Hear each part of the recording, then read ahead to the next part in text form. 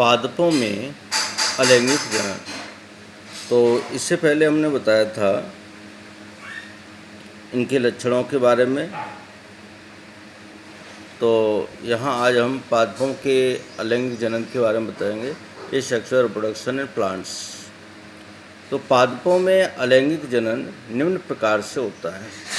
Number 1, विखंडन, fission. इस विधि में परिपक्व पादप विभाजित होकर 2 कोशिकाओं में विभक्त हो जाता है। इस क्रिया को द्विखंडन कहते हैं, अर्थात इंग्लिश में इसे बोलते हैं बाइनरी फिशन। ठीक है, बाइनरी फिशन। कभी कभी केंद्रक अनेक बार विभाजित होकर अनेक खंडों में बंट जाता है। यह क्रिया क्या कहलाती है? बहुखंडन। कभी कभी केंद्रक अनेक बार विभाजित होकर अनेक खंडों में बंट जाता है।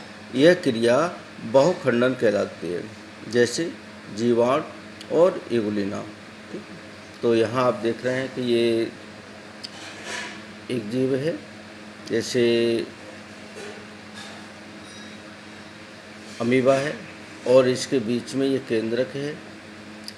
इसमें ये जो संरचना है, यहाँ आप देख रहे हैं एक ये और एक ये 2 केंद्रक बन रहा है।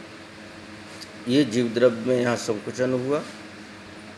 यहाँ केंद्रक 2 भागों में पूर्णतः विभाजित हो गया और जीव द्रव्य भी संकुचित होकर के 2 खंडों में आगे चल कर के यही 2 खंडों में विभक्त हो जाता है। एक ये बन जाता है और एक ये बन जाता है। ठीक है ना। ऐसे ही अगला है खंडन द्वारा, बाई फ्रेगमेंटेशन।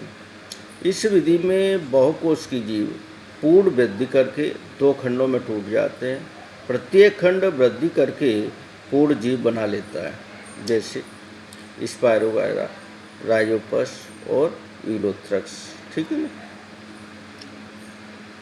अगले है मुकुलन द्वारा, बाई बडिंग। इस प्रक्रिया में जनन कोशिका पर 3 बार बनता है, जो मुकुल बड कहलाता है।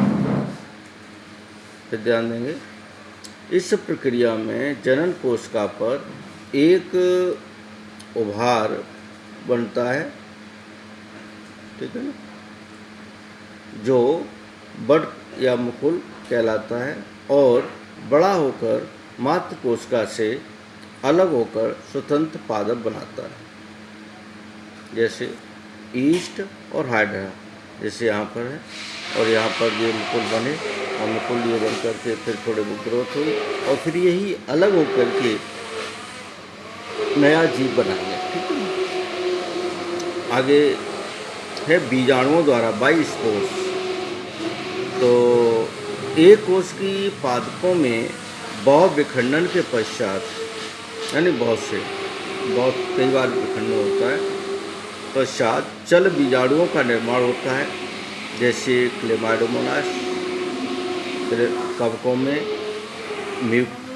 कौन कौन से? म्यूकर है, राइजोपस है, फर्न है, पक्सिनिया है, प्रसाविका है आदि में ये इस प्रकार से बीजाणुओं द्वारा जनन होता है।